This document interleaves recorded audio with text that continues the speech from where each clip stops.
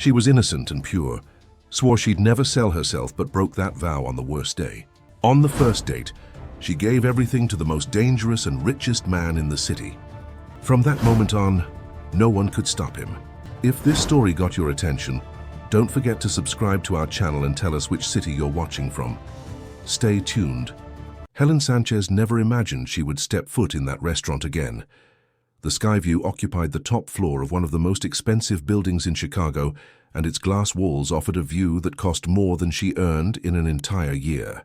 Working as a nurse at the public hospital in the East Side, but it wasn't the view that had brought her there on that rainy Tuesday night. It was desperation. Her fingers trembled as she adjusted the only decent dress she owned, a simple navy blue crepe model she had bought years ago for a cousin's wedding. The fabric was a little faded at the seams, but it still made her look respectable. At least that's what she hoped. Helen pulled her brown hair into a low bun, leaving a few strands loose to disguise the nervousness that showed on her face. At 26, she carried a simple, natural beauty, the kind that didn't need much to attract attention, but which she always tried to hide behind modest clothes and restrained gestures.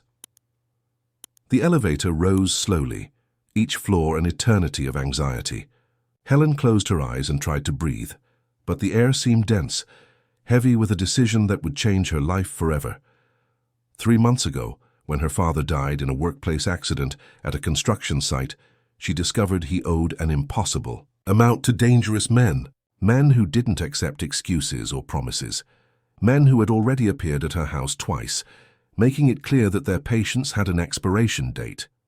Grandmother Catherine, 72, had been bedridden for 3 years with diabetes and heart problems. She needed expensive medications, diapers, a caretaker during the day. Brother Michael, only 16, had developed a rare pulmonary fibrosis that required treatment at a private hospital, something that cost more than $10,000 a month. Helen worked 2 shifts, but the money was never enough. And now, with her father's debt, she had no more time. That's when she remembered him, Caleb Anderson. They had met only once 6 months ago, during a charity event at Northwestern Memorial Hospital. Helen was there representing the nursing team from the public hospital, trying to get donations of used equipment. He arrived alone, wearing a tuxedo that probably cost more than her annual salary, and had a presence that silenced entire conversations with just a glance. Caleb was known for being ruthless in business. At 38, he commanded an empire of construction companies and developers that had transformed Chicago's skyline over the last 2 decades. There were rumors about him, corridor whispers about questionable methods, about people who simply disappeared when they became inconvenient. Some said he had killed his last mistress, a model who had fallen from his penthouse under circumstances never clarified. But none of that mattered now. Helen needed someone more dangerous than her creditors, someone who could protect her. And Caleb Anderson was exactly that. The elevator stopped on the 30th floor, and the doors opened to a silent corridor, illuminated by soft lights that created dancing shadows on the walls covered in black marble. Helen walked slowly to the restaurant entrance, where a maitre d' in a tuxedo greeted her with a professional smile, but his eyes evaluated her from head to toe, clearly noting that she didn't belong in that environment. "Mr. Anderson is waiting." "In the private salon," said the man, leading her through the main restaurant, where few tables were occupied by people conversing in low tones, as if any louder word might break the atmosphere of discreet luxury that hung in the air. The private salon was at the back of the restaurant, separated by smoked glass doors that allowed silhouettes to be seen, but not details. When the maître opened the door, Helen felt her heart race in a way that made her question whether she was having a heart attack. Caleb was sitting at the head of a long table, reading something on a tablet. He didn't raise his eyes when she entered. He wore a dark suit, probably Italian, with the sleeves casually rolled up, but there was nothing casual about it. Every detail about him seemed calculated, from the heavy gold watch on his wrist to the way his black hair was combed back, revealing a high forehead and features that seemed carved in stone. When he finally looked up, Helen felt as if she had been struck by lightning. Caleb's eyes were such a light gray they almost seemed transparent, and they had a coldness that made the air around him seem chillier. He observed her for a few seconds, that seemed like hours, analyzing every detail of her face, her posture, the way her hands trembled slightly at her sides. "Helen," he said, and his voice was deep, controlled, with a natural authority that made people obey without questioning. "Sit down." She obeyed, choosing a chair that kept her far enough from him to feel safe, but close enough that he could see her clearly. The silence stretched between them like a taut rope about to snap, until Helen gathered the courage to speak. "I need your help," she whispered, and her voice came out weaker than she intended. Caleb tilted his head slightly, like a predator studying prey. "I know exactly what you need, Helen. The question is, what are you willing to give in exchange?" Caleb's words echoed in the silence of the salon like a death sentence.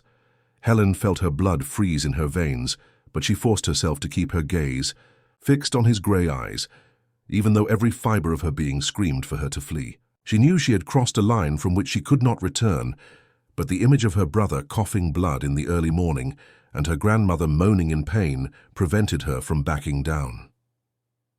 Caleb leaned back in his chair, crossing his arms over his chest, and Helen could see the way the muscles moved under the fabric of his suit.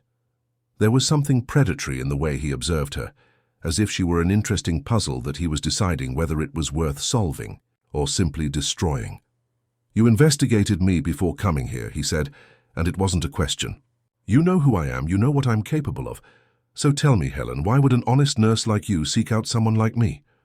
His voice was soft, almost silky, but there was an underlying threat in every word that made the air around seem denser.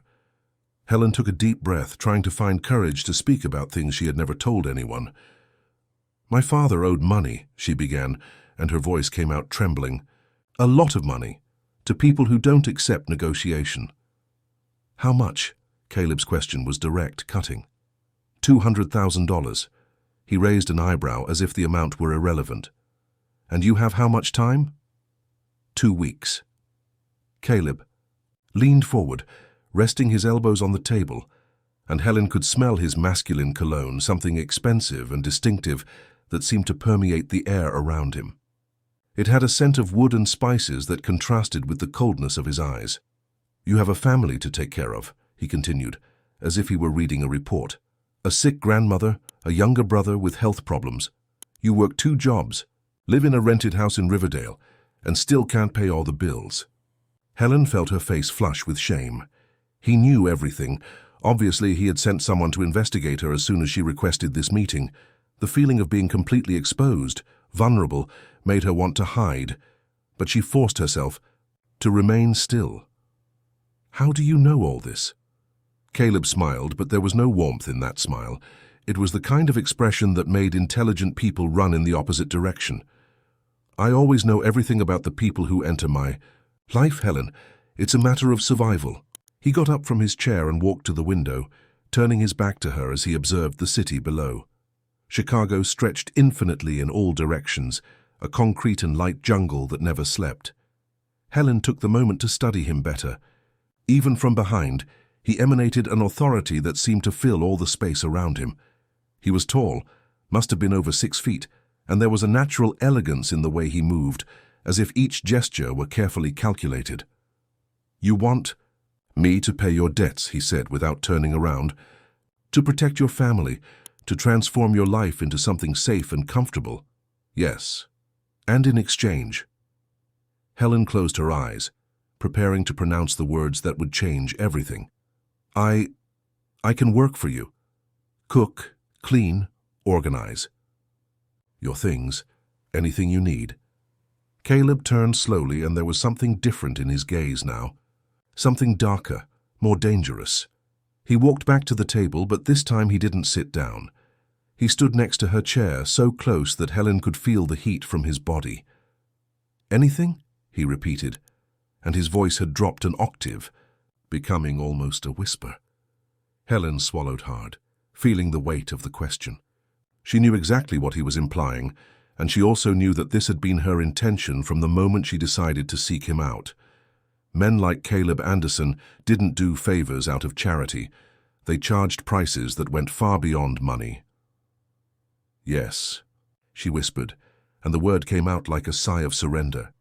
Caleb extended his hand and lightly touched her chin, forcing her to raise her face to look at him. His fingers were cold, but the touch burned her skin like a hot iron. Helen had never been touched by a man that way, with such natural possession that it seemed he already considered her his property. "You're a virgin," he said, and again it wasn't a question. Helen felt her cheeks burn, but she couldn't look away. There was something hypnotic in his eyes, something that held her like an animal fascinated by the headlights of a car. "Yes. Interesting." Caleb withdrew his hand and sat down again, but his eyes didn't leave her face for a second. "You know that if you accept my proposal, there will be no going back, right? I'm not the type of man who allows his possessions to leave his side." Possessions. The word echoed in Helen's mind like a funeral bell, but she nodded anyway. She had no choice. She never had. "Very well." Caleb took a business card from the inside pocket of his jacket and placed it on the table, sliding it toward her. "Tomorrow at 8 in the evening you'll go to this address. Bring only the essentials.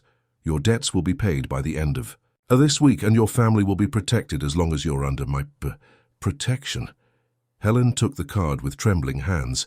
It was heavy, made of special paper, and bore only an address in the Gold Coast area and a phone number. "And if I change my mind?" Caleb's eyes gleamed with something that could be amusement if there were any trace of humanity in them. "You won't change your mind, Helen. People like you don't have that luxury." He stood up, indicating that the conversation was over. Helen rose too, feeling her legs as wobbly as if she were a newborn learning to walk. When she reached the door, his voice stopped her. "Helen," she turned around, "don't disappoint me." The words followed her to the elevator, echoing in her mind like a curse she had invoked upon herself. When the doors closed and she began to descend, Helen leaned against the wall and closed her eyes, trying to process what had just happened. She had sold her soul to the devil, and the worst part was that she didn't regret it.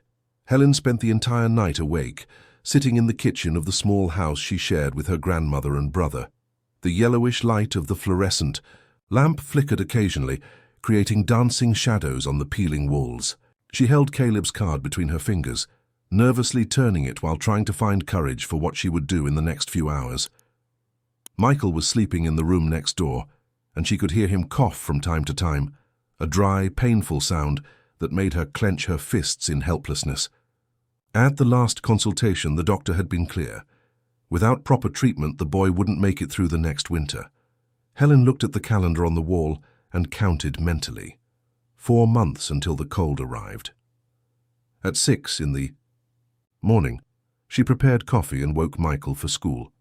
The boy was too thin for his 16 years, with deep circles under his eyes that made him look older than he really was. But he still smiled at her when she kissed his forehead, as she always had since they were children. "You're acting strange, Lena," he said, using the affectionate nickname that only he was allowed to use. "Did something happen?" Helen forced a smile, smoothing his brown hair that always looked unruly in the morning. "Nothing much, I'm just tired from the double shift." Michael studied her with those dark eyes he had inherited from his father, always too smart for his age. "You know you can talk to me about anything, right? I'm not a kid anymore." "I know, my love. Now go or you'll be late." After he left, Helen went to her grandmother's room. Catherine was awake, as she always was in the early hours of the morning, when the pain in her joints was most intense. Her white hair was spread on the pillow, and her skin had the paleness of someone who spent most of her time in bed. "Good morning, Grandma," Helen whispered, adjusting the pillows to make her more comfortable. "You didn't sleep," observed the old woman, her voice weak but still carrying the authority she had exercised for decades as the head of the family. "You have the look of someone who spent the night thinking about foolishness." Helen didn't answer, just checked the medications on the bedside table and helped her grandmother take her morning pills. Catherine observed her carefully, as she had done for years, reading in her granddaughter's expressions the secrets she tried to hide. "Girl," said the grandmother, holding Helen's hand with her own wrinkled and cold hands, "whatever you're thinking of doing, remember that some things in life have no going back." The words hit Helen like a slap, and she had to look away to not reveal the truth. Her grandmother had always known how to read her intentions better than she did herself. "I don't know what you're talking about." "Yes, you do. And I also know that you would do anything for me and Michael. But sometimes the protection we give can be the thing that hurts most those we love." Helen kissed her grandmother's hand and quickly left the room before the tears began to fall. She spent the day at the hospital trying to concentrate on work, but her thoughts always returned to Caleb and what awaited her that night. The other. Nurses noticed her distraction, but she made up excuses about tiredness and financial worries. At 5 in the afternoon, Helen returned home and took a long shower, as if she could wash away the guilt that was already settling in her bones. She chose simple clothes, dark jeans and a white cotton blouse. She didn't want to appear as if she was dressing up for a special occasion, because she knew that what would happen that night had nothing special about it. It was just necessary. She put some clothes in a small suitcase, along with personal hygiene products and the photo of her parents on their wedding day. It was all she considered essential, besides the documents she always carried in her purse. She looked around the room she had shared with Michael for years, memorizing every detail. The walls with peeling paint, the wooden wardrobe that creaked when opened, the window that looked out to the tiny backyard where her grandmother grew her herbs. When it was time to leave, Helen hugged Michael for longer than usual, inhaling the scent of cheap soap and youth that always accompanied him. "Where are you going?" he asked, furrowing his brows. "I'm going to stay at a friend's house for a few days," she lied, hating herself for it. "Taking care of a sick person. I might take a while to come back." "But what about work?" "I got some time off. Catherine. We'll be fine alone for a few hours during the day, and I'll arrange for a neighbor to check on her." Michael didn't seem convinced, but he didn't insist. Helen kissed his forehead and went to say goodbye to her grandmother, who was pretending to sleep, but whose eyes followed every movement of her granddaughter until she left the room. The address on the card was in one of the most expensive neighborhoods in Chicago, an area where Helen had never set foot. The taxi she took went up clean, tree-lined streets, passing mansions protected by high walls and electronic gates. The driver, a middle-aged man with a southern accent, tried to make conversation, but she responded only with monosyllables, lost in her own thoughts.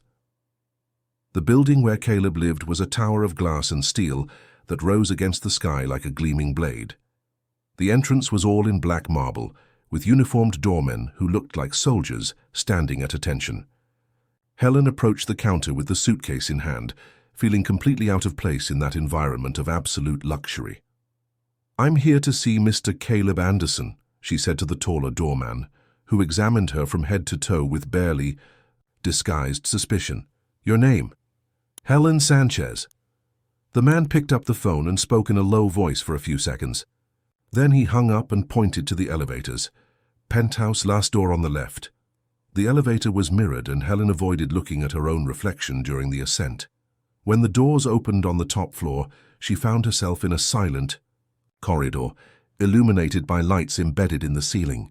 There were only 2 doors, and she headed for the one on the left as she had been instructed.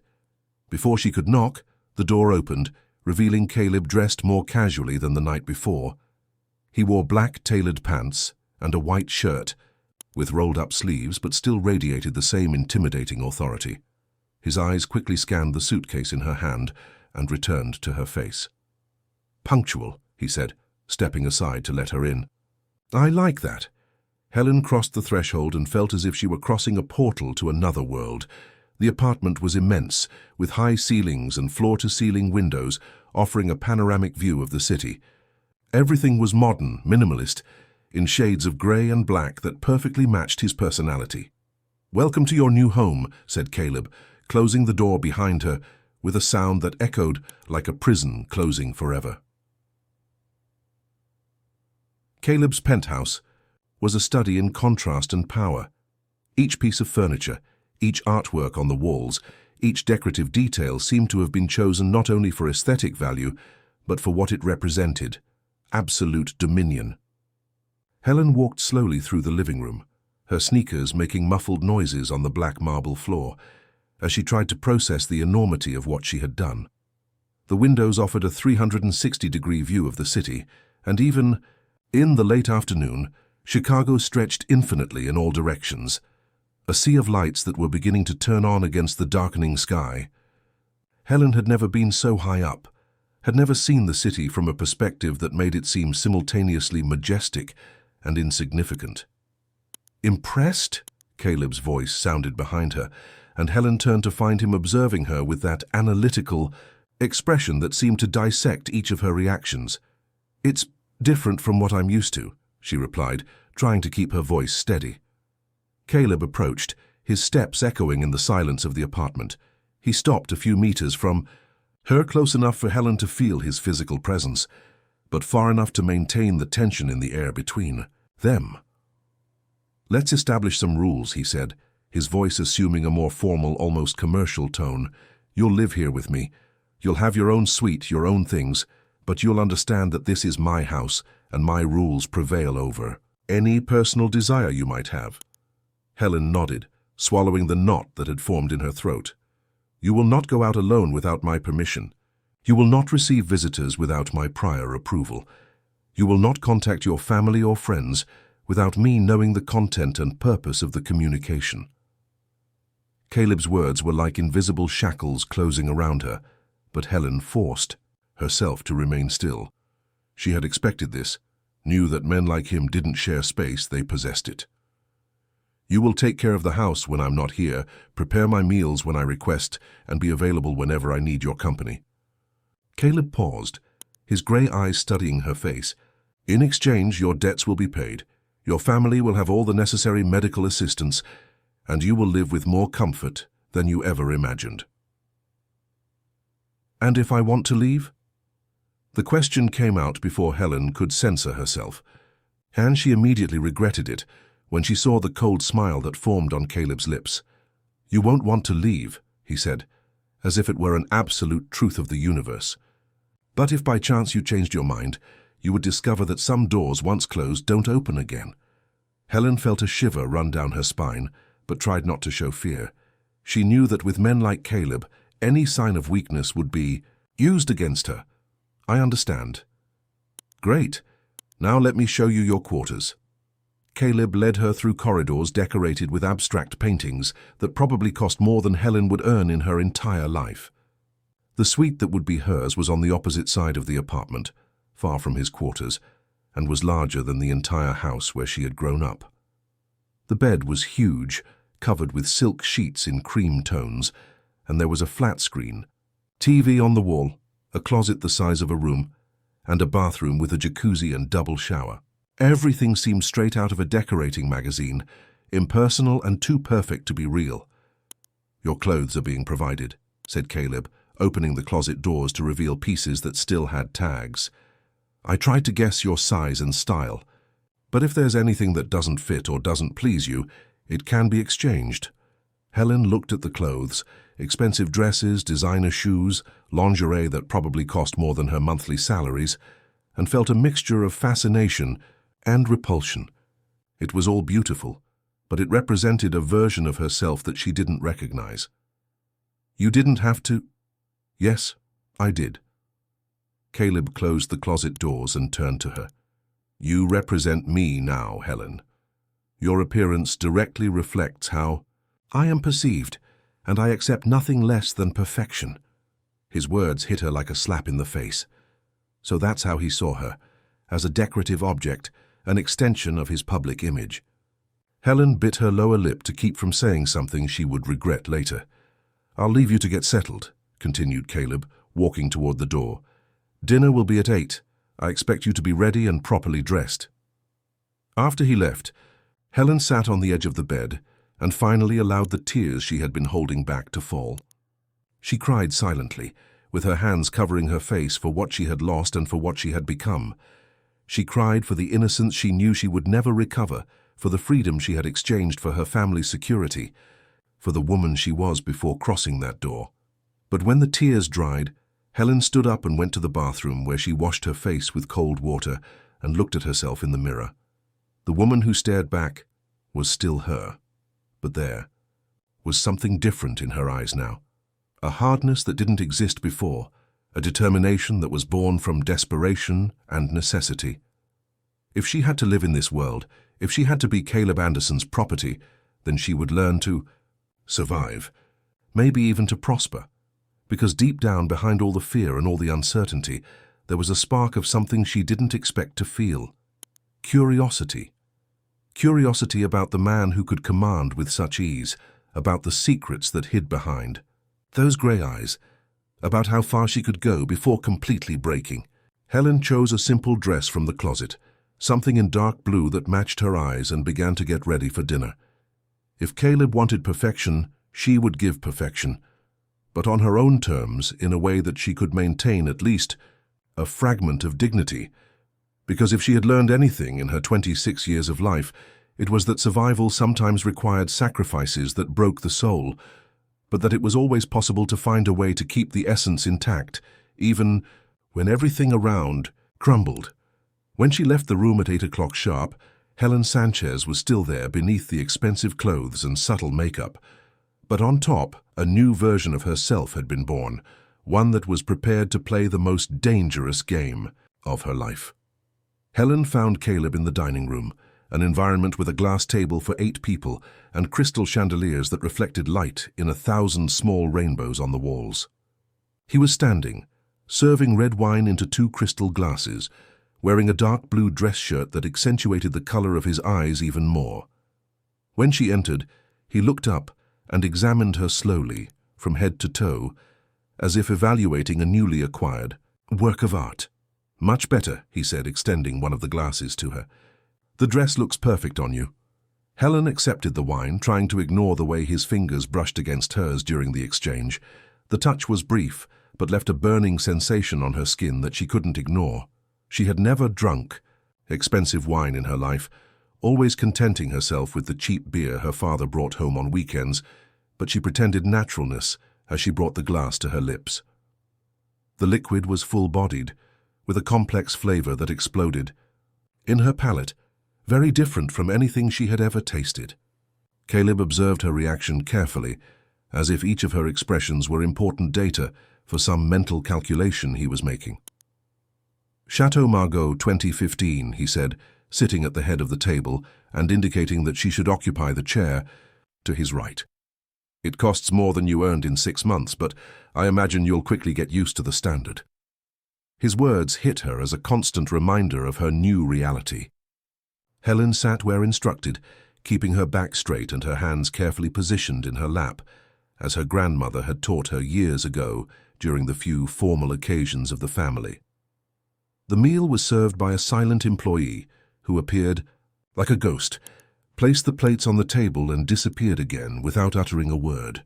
It was food too sophisticated for Helen's simple palate: grilled salmon with caper sauce, truffle mushroom risotto, vegetables that she couldn't identify, prepared in ways that transformed familiar flavors into completely new experiences.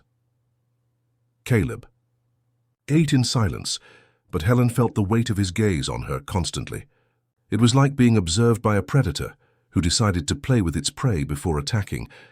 The tension in the air was almost palpable, a stretched thread that threatened to break at any moment. "Tell me about your family," he said suddenly, cutting a piece of salmon with surgical precision. Helen almost choked on her wine. She hadn't expected him to show personal interest in her life, imagined that for him, she would be just another object in his particular collection. "What do you want to know?" "Everything. How your grandmother got sick, how your brother developed fibrosis, how your father accumulated such a large debt with such dangerous people." His voice was casual, as if he were asking about the weather, but Helen perceived the underlying order. He wasn't asking for information. He was demanding it. "My grandmother has had diabetes for years," she began, choosing her words carefully. "After my grandfather died, she stopped taking proper care of herself. The disease progressed until it affected her heart and kidneys. Michael was born premature, was hospitalized for months as a baby. The doctors think that may have caused the fibrosis. And your father?" Helen hesitated, moving the fork around her plate without really eating. Her father's story was too painful, full of wrong choices and consequences that extended far beyond his own life. He worked in construction, she finally said. He didn't earn much, but he was honest, until the company where he worked delayed salaries for 4 consecutive months. Grandma needed urgent surgery. Michael was hospitalized, and Dad, he became desperate. Caleb stopped eating and leaned back in his chair, studying her with renewed attention. Continue. He sought loans from banks, but couldn't get them because he had no collateral. That's when someone from the construction site told him about a loan shark who lent money quickly, without much bureaucracy. Dad thought it would be temporary, that he would be able to pay when the company regularized the salaries. But the company went bankrupt, completed Caleb. Helen nodded, feeling her eyes fill with tears that she fought not to shed. Yes, and the interest kept rising, until the debt became unpayable. Dad started working in 2-3 different places, but it was never enough. The stress, the pressure, the constant threats, his heart couldn't take it. Caleb leaned forward, resting his elbows on the table. And now the debt has passed to you. They said the whole family is responsible, that if I didn't pay, they would go after Grandma. And Michael. Practical men, commented Caleb with a smile that didn't reach his eyes. I know them. They work for a man named Roger Miles, who controls a good part of the irregular loans in the east side of the city. They're not people you can negotiate with. Helen stared at him, surprised by the detailed knowledge he demonstrated about her situation. You know these people. I know everyone who matters in this city, Helen, and you can rest easy because your debt was paid off. Yesterday, your family is safe. The information hit her like lightning. Helen felt her legs go wobbly even though she was sitting, and she had to hold onto the table to keep from falling off the chair. It was real then. She was free from the threat that had terrorized her for months. How did you manage it? Money solves most problems, Helen, and when money doesn't solve them, fear does. There was something dark in the way he said this, an implicit threat that made Helen wonder exactly what methods Caleb had used to resolve her situation. But at that moment, with relief flooding her chest like a warm wave, she didn't care. Thank you, she whispered, and for the first time since she had arrived there, her smile was genuine. Caleb studied her face for a long moment, as if he were memorizing every detail of that expression of gratitude. Then he got up from his chair and walked to where she was sitting. Stand up, he said, extending his hand. Helen obeyed, placing her hand in his and rising slowly. Caleb pulled her closer until their bodies were almost touching, and Helen could feel the heat emanating from him, the masculine cologne that seemed to permeate the air around them. Now you belong to me completely, he said, his voice low and intense. There are no more debts between us, no more external obligations. There is only you, me, and the agreement we made. He raised his free hand and lightly touched her face, his fingers tracing a line from her temple to her chin. The touch was soft, almost affectionate, but there was a possessiveness in it that made Helen's heart dangerously accelerate. You are more beautiful than I imagined, he murmured, his thumb caressing her lower lip, and much braver than most women I've known. Helen tried to move away, but Caleb held her face more firmly, forcing her to keep her gaze fixed on his grey eyes. Don't be afraid of me, Helen. At least, not yet. And then, without warning, he leaned in and kissed her. Caleb's kiss was different from anything Helen had ever experienced. It wasn't gentle or romantic like in the movies she watched with her nursing friends. It was dominating, possessive, charged with an intensity that made her feel as if she were drowning and being saved at the same time. His lips were firm and demanding, and when she instinctively tried to back away, he held the nape of her neck more firmly, deepening the contact. When they finally separated, Helen was breathless, her heart beating so hard she was sure he could hear it. Caleb observed her with those grey eyes that seemed to see through her soul, a half smile playing on his lips, as if he were satisfied with some particular discovery. Interesting, he murmured, his thumb still tracing circles at the base of her neck. You're not as innocent as you appear to be. Helen felt her face burning. I haven't... Never been kissed like that, he completed for her. But you liked it, didn't you? The question caught her off guard, mainly because the answer was yes, and that scared her more than any threat he could make. There was something about Caleb that awakened parts of her that she didn't know existed, a dangerous magnetism that attracted her even knowing she should flee. "Don't answer," he said, suddenly releasing her and returning to his chair. "Your face already said everything." Helen remained standing for a few seconds, trying to regain her emotional balance before sitting down again. Dinner continued in a silence charged with tension, with Caleb apparently focused on the food, while Helen could barely swallow anything. After the meal, he led her to a luxurious office that occupied a good part of the apartment. The walls were lined with bookshelves that went from floor to ceiling, and a huge mahogany desk dominated the center of the environment. There were expensive paintings on the walls and a discreet safe in the corner, half hidden behind a leather armchair. "I'll work for a few hours," said Caleb, settling behind the desk and turning on a computer. "You can read something, watch television, or simply rest. Tomorrow we'll talk about your routine here."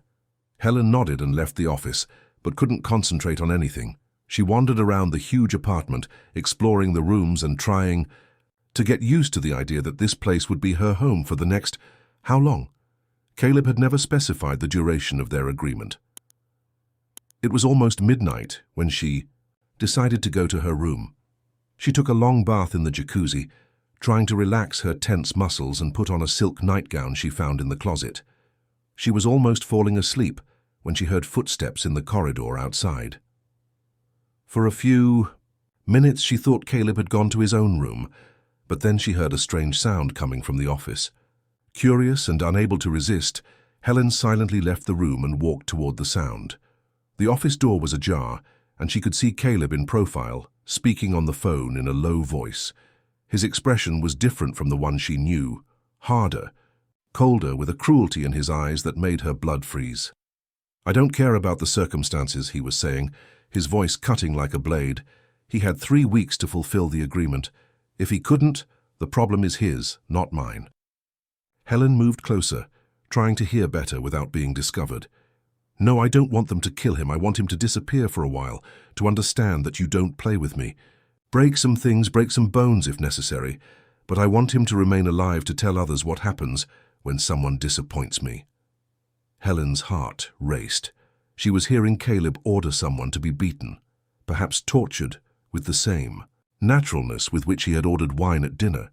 The reality of the type of man she was living with hit her like a punch in the stomach. Caleb hung up the phone and leaned back in his chair, running his hands through his hair. It was then that he noticed movement at the door and quickly turned his head, his eyes meeting Helen's through the crack. "Come in," he said, his voice assuming a dangerously calm tone. Helen hesitated, but knew she had no choice. She entered the office with trembling legs, feeling like a child who had been caught doing something wrong. "Hear anything interesting?" he asked, getting up from his chair and walking toward her. I wasn't trying to spy. I just heard voices and—" Caleb laughed, a dry sound without humor. "Of course you were spying, Helen.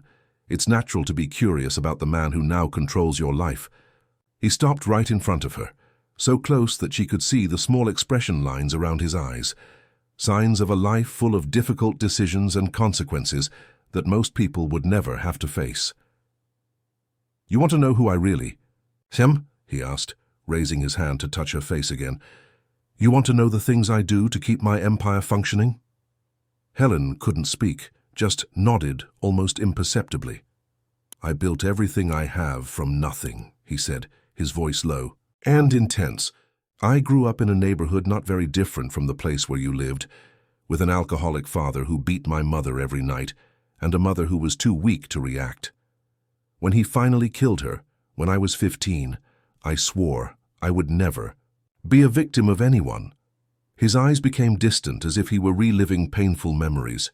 "I did terrible things to get where I am, Helen. I hurt people, destroyed lives, made decisions that better men could never make. And I don't regret any of them, because each one brought me closer to the power I have today." Helen swallowed hard, trying to process the revelation.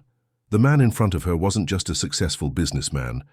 He was a survivor who had fought, tooth and nail to get out of the bottom of the pit, and who apparently had no moral limits when it came to protecting what he had achieved.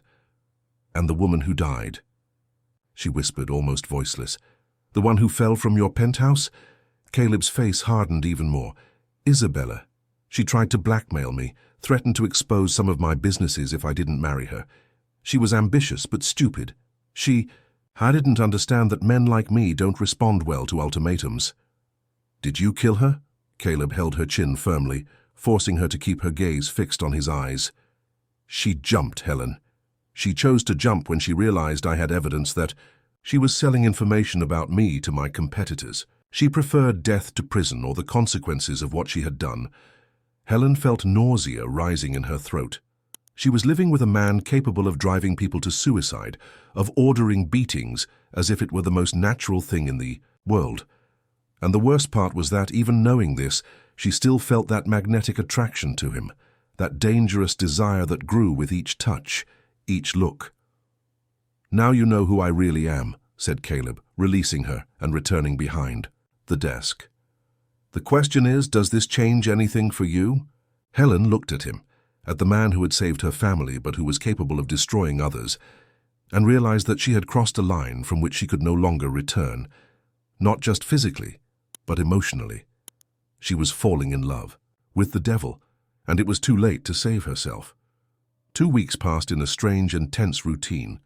Helen woke every morning, in the luxurious suite, had breakfast alone while Caleb had already left for work, and spent the days exploring the apartment, reading books from his private library, or simply observing the city below through the huge windows. It was a life in a golden cage, comfortable but suffocating. Caleb returned home in the late afternoon, always impeccably dressed, always with that aura of power that made the air around him seem electrified. They dined together, talked about superficial matters, and he always touched her in some way. A kiss on the neck, his hand sliding down her waist, fingers intertwined with hers while they walked through the apartment. But he never went beyond that, as if he were testing her limits or perhaps his own limits. Helen began to notice details about him that she hadn't noticed before. The way his shoulders tensed when he received certain work calls, the small and almost imperceptible scar on his left temple, the way he drank whiskey alone in the office on nights when he thought she was sleeping, looking at the city with an expression she could only describe as melancholic. There were layers to this man, depths that he kept carefully hidden behind the mask of absolute control. And Helen, against all logic and instinct of self-preservation, wanted to discover each one of them. It was on a rainy Thursday that everything changed. Caleb had left early for an important meeting, and Helen was organizing some books in the library when she accidentally dropped a heavy volume of architecture. The book fell to the floor with force, and the impact caused some papers hidden between the pages to scatter across the Persian rug. Helen bent down to collect the papers, thinking they were forgotten work documents. But when she began to read the first lines, her blood froze. They were letters. Letters from women written in different handwriting, all addressed to Caleb. The first was from someone named Marina. Please, Caleb, I beg you to let me go.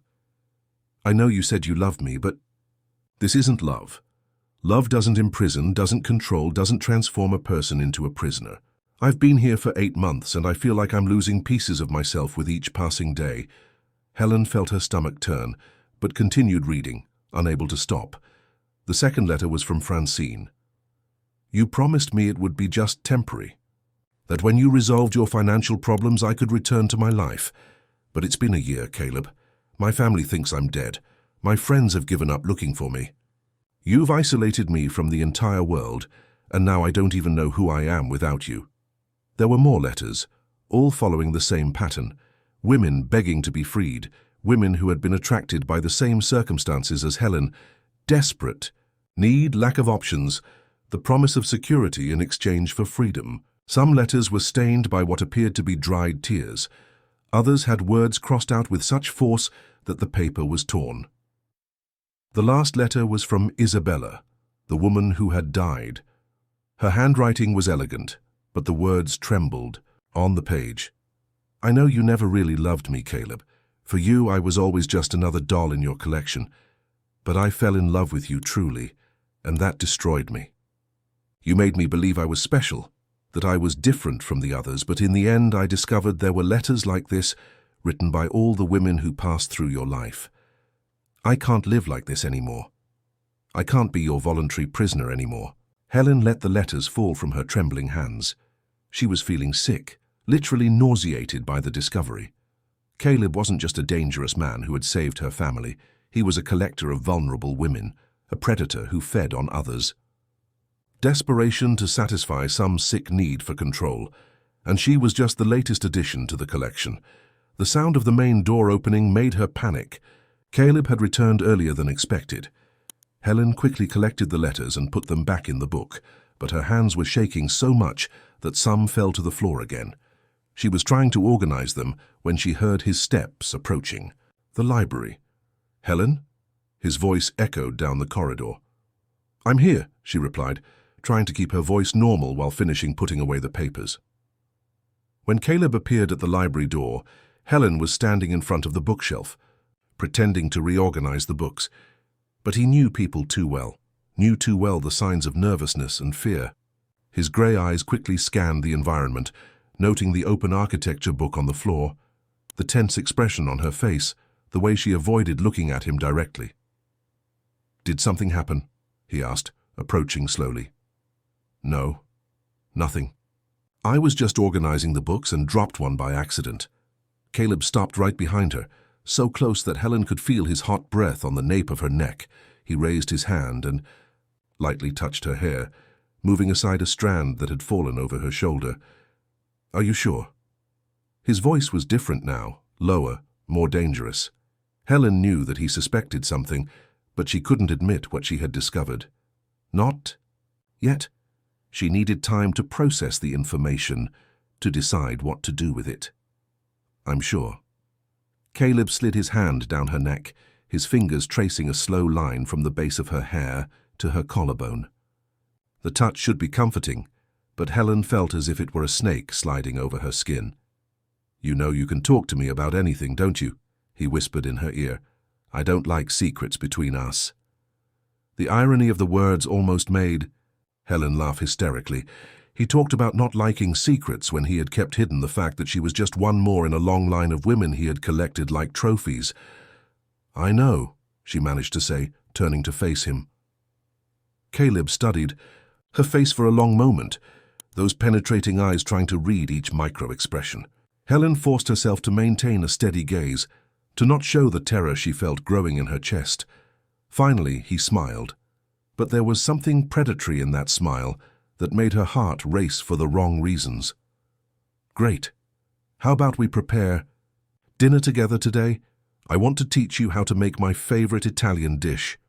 Helen nodded, not trusting her own voice to respond. As she followed Caleb to the kitchen, a single word echoed in her mind, like a desperate mantra: escape. She needed to find a way to get out of there before it was too late, before she became just another tear-stained letter hidden between the pages of a book. Helen waited 3 days before trying to escape. 3 days observing each of Caleb's movements, each pattern of behavior, each moment when he lowered his guard. She discovered that he left every Tuesday morning for long meetings that lasted until late afternoon, and that the morning shift doorman was more relaxed with the visitation rules. On the following Tuesday, Helen wore simple clothes she had found at the back of the closet, jeans and a basic blouse that contrasted brutally with the expensive dresses Caleb chose for her to wear. She took only the essentials: documents, a little money she had secretly saved, and the photo of her parents that she kept on the bedside table. Her plan was simple: leave the building, take a bus to her family's house, get her grandmother and Michael, and disappear in some small town in the countryside where Caleb would never think to look for them. She knew it was a desperate plan, but it was better than continuing to be a doll in his collection. She went down by the elevator with her heart beating so hard that she was sure she would faint. The morning doorman, an older man named Mr. Joe, greeted her with a gentle smile. "Good morning, Ms. Helen. Going out?" "Yes, just going for a little walk." Want me to call a taxi? No need, thank you. I'll walk. She left the building trying to appear casual, but as soon as she stepped on the sidewalk, she began to walk quickly toward the main avenue. Each step seemed a small victory, each meter of distance from the building proof that perhaps she could free herself from that golden nightmare. She reached the bus stop without being followed, at least not that she had noticed. She had been waiting for only 5 minutes when a black BMW stopped right in front of her, and Caleb got out of the passenger seat. Helen's world collapsed. He was wearing a dark grey suit and sunglasses, but she could see the contained fury in the tense line of his jaw, in the way his hands closed into fists at his sides. "Get in the car," he said, his voice low but charged with an authority that admitted no disobedience. "No." The word came out before Helen could censor herself, and she saw surprise pass quickly through his eyes before being replaced by something much more dangerous. "Get in the car, Helen. Don't make me repeat myself." The people at the bus stop began to look in their direction, obviously noticing the tension in the air.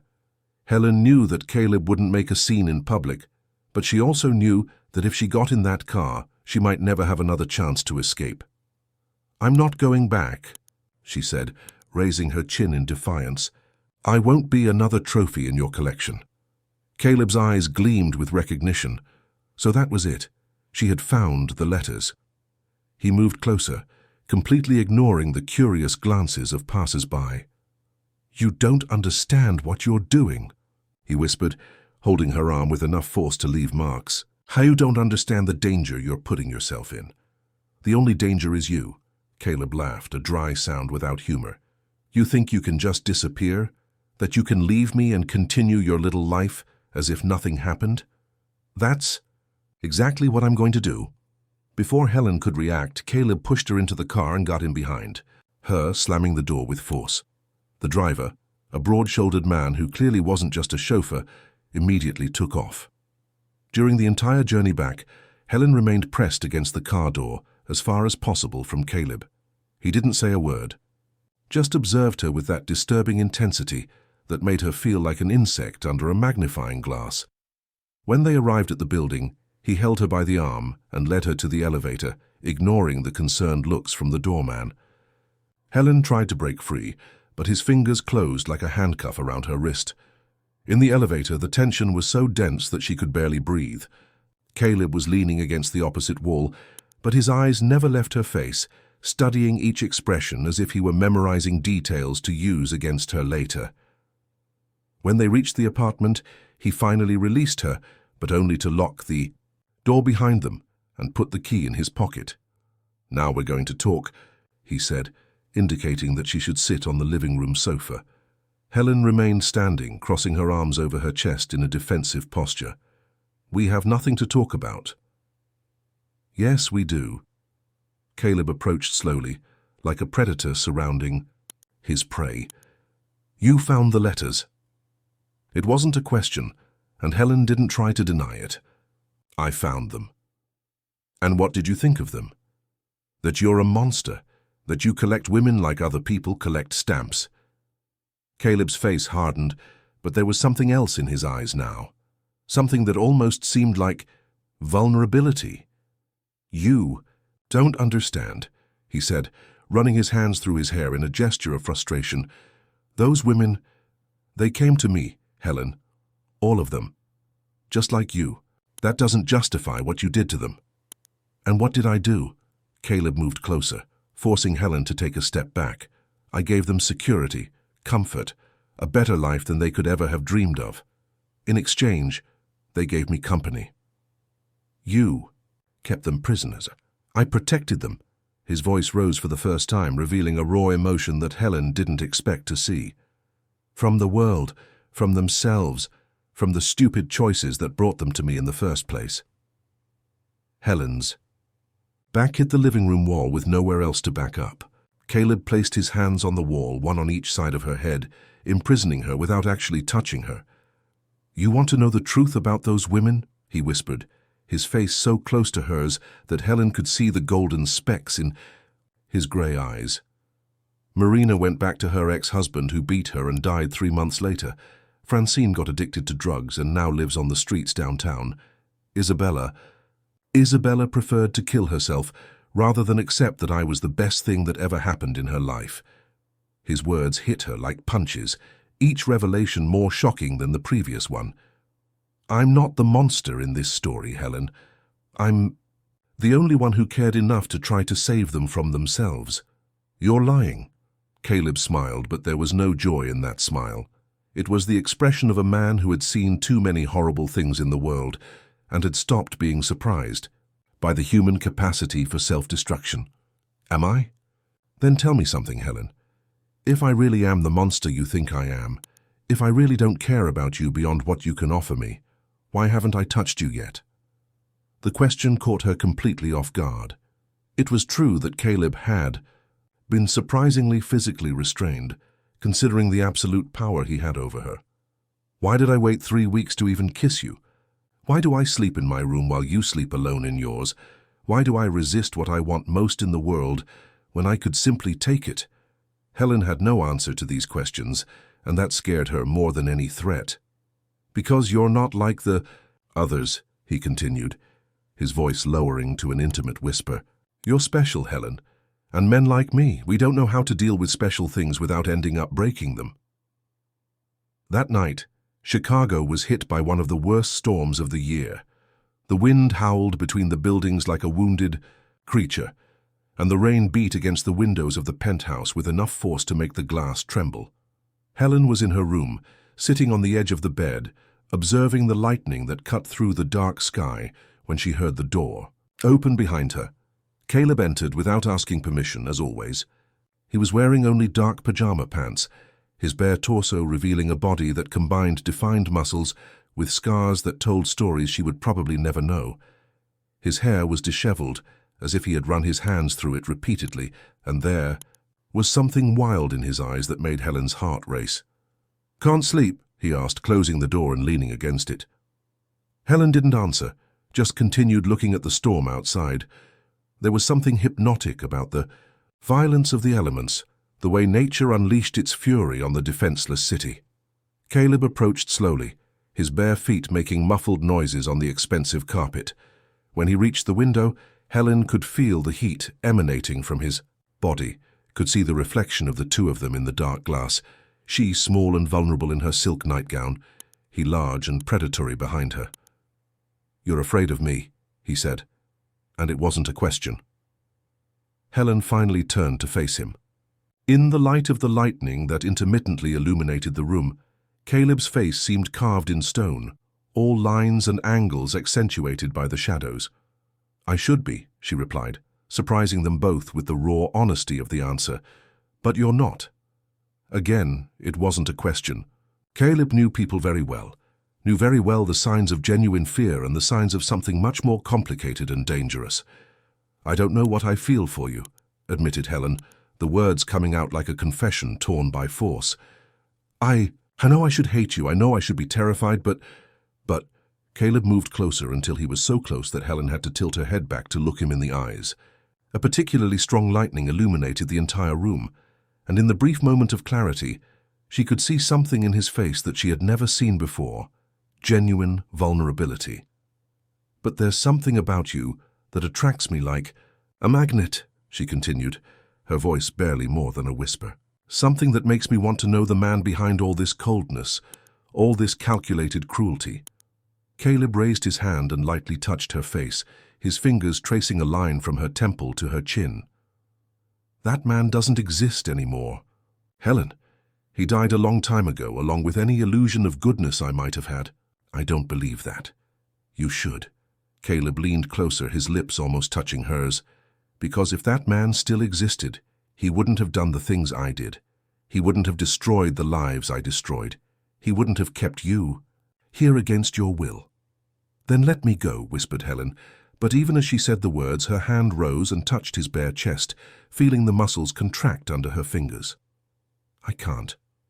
"Why not?" "Because you're already a part of me." Caleb held her face with both hands, forcing her to keep her gaze fixed on his eyes. "Because the idea of you leaving here, of you getting away from me, leaves me with a hunger I can't control." Helen felt the air leave her lungs. There was something in the way he spoke, in the raw intensity in his voice that made her believe he was telling the truth. Maybe she wasn't just another doll in his collection. Maybe she was something much more dangerous, something he really wanted, not just possessed. Outside, thunder roared with enough force to make the windows tremble, and Helen felt the vibration run through her body. Or maybe it was just Caleb's proximity, the way each of her cells seemed to awaken when he was near.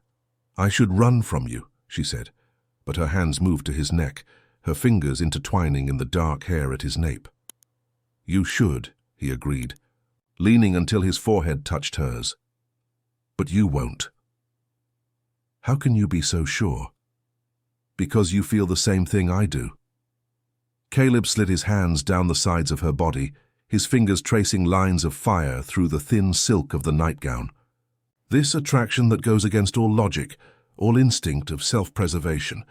Helen closed her eyes, trying to fight against what she felt, but it was like trying to stop the wind outside, a force of nature that was far beyond her control. "This isn't love," she whispered, more to herself than to him. "No, it's not." Caleb lightly kissed her temple, his hot lips against her skin.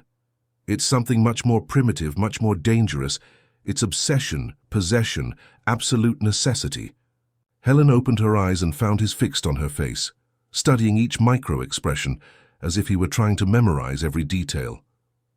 "And you're okay with that?" "I have no choice, and neither do you."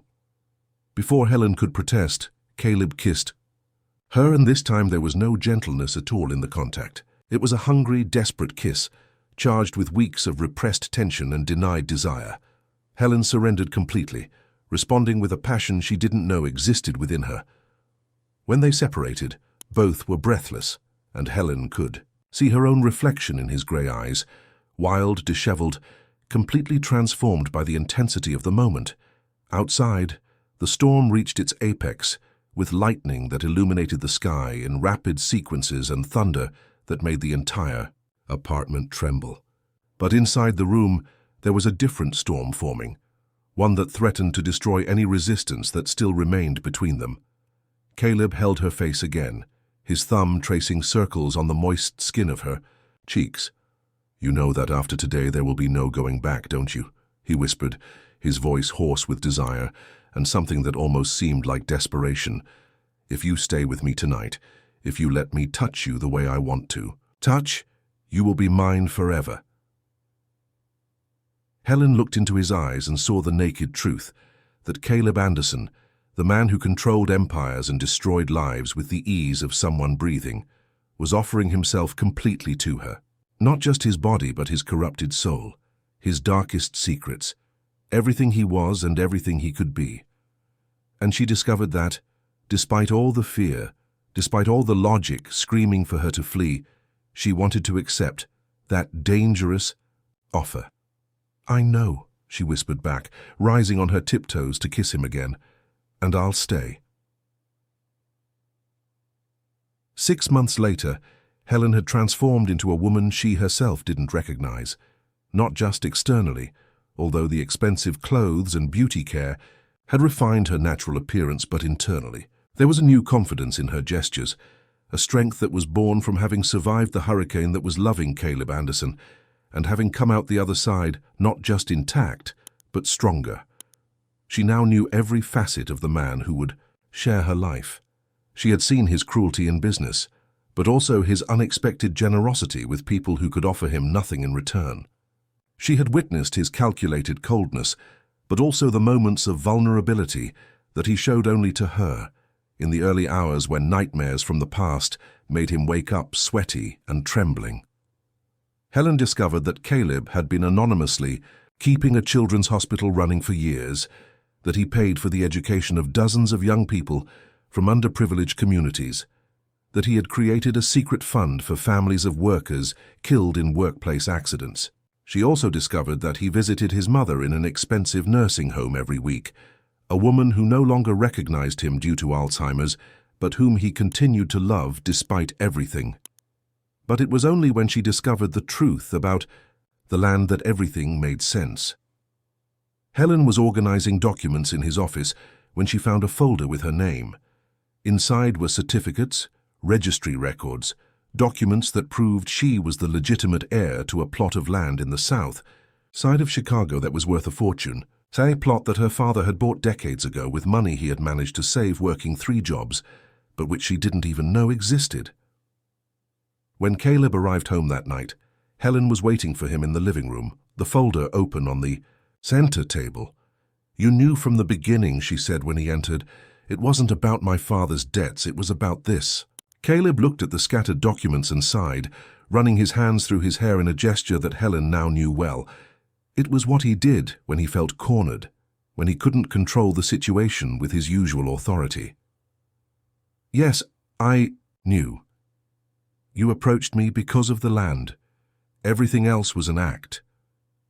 Caleb approached slowly, but stopped when he saw the expression on her face. It wasn't anger. It was something much worse. It was disappointment. "In the beginning, yes," he admitted, "the land is strategic for a development I'm working on. It was worth doing whatever necessary to get it." Helen nodded as if confirming something she already suspected. "And my father's debts? Were they also a lie?" "No, those were real. But I paid them off not to help you, but to have a plausible excuse to approach you. You would never have accepted a direct offer to buy the land. Why are you telling me this now?" "Because you deserve to know the truth." Caleb moved closer, but didn't try to touch her. "Because what began as a business strategy turned into the most real thing I've ever felt in my life." Helen laughed, but there was no humor in the sound. "Of course, just another well-constructed lie." "It's not a lie, Helen." Caleb knelt in front of her, something she had never seen him do. A man like him didn't kneel to anyone, ever. "I truly fell in love with you, completely irreversibly in a way that scares me every day." Helen studied his face, looking for signs of manipulation, but all she saw was raw, desperate honesty. "Then prove it," she finally said. "How?" "Give up the land, transfer the property back to me, without conditions, without contracts. If you really love me, if all this wasn't just an elaborate game, prove that I'm more important to you than your business." Caleb was silent for a long moment, and Helen could see the internal battle he was waging. That land represented months of planning, millions in investments, perhaps the biggest project of his career. Asking him to give it up was like asking him to cut off his own arm. "All right," he finally said. "I'll prepare the documents tomorrow." The answer caught her by surprise. Helen had expected arguments, negotiation attempts, perhaps even veiled threats. She hadn't expected such a complete surrender. "Just like that?" Caleb smiled, and for the first time since she had known him, Helen saw a completely genuine smile on his face. "There's nothing easy about giving up $20 million, Helen, but there are things in life that are priceless." It was 3 weeks later, when Helen was signing the documents that officially made her the owner of the land, that the armed men invaded Caleb's office. Helen was in the meeting room when she heard the shots, screams running, the sound of glass shattering. When she tried to leave to see what was happening, one of Caleb's security guards pushed her back into the room. "Stay here," he said, locking the door from the outside. For the longest 20 minutes of her life, Helen remained trapped in that room, hearing sounds of fighting and violence from outside, not knowing if Caleb was alive or dead. When they finally opened the door, it was to find a paramedic who informed her that Caleb was being taken to the hospital. He had taken 2 bullets to the chest when he threw himself in front of her as the shooters invaded his office.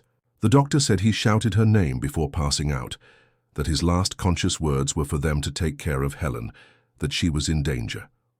At the hospital, while Caleb fought between life and death on the operating table, Helen finally understood the depth of what she felt for him. It wasn't just physical attraction or gratitude for having saved her family. It was love, real and deep, the kind that people kill and die to protect. When he woke up 3 days later, the first thing he saw was Helen's face beside the bed.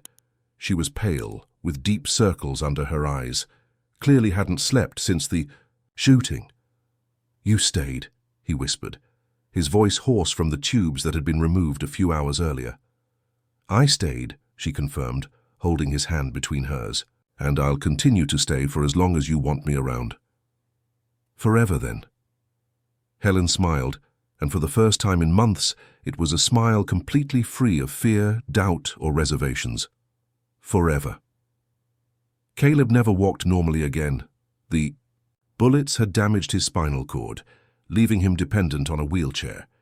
But Helen discovered that she loved the man, not the power he represented. She gradually took over control of his business, revealing a natural aptitude for leadership that surprised even herself.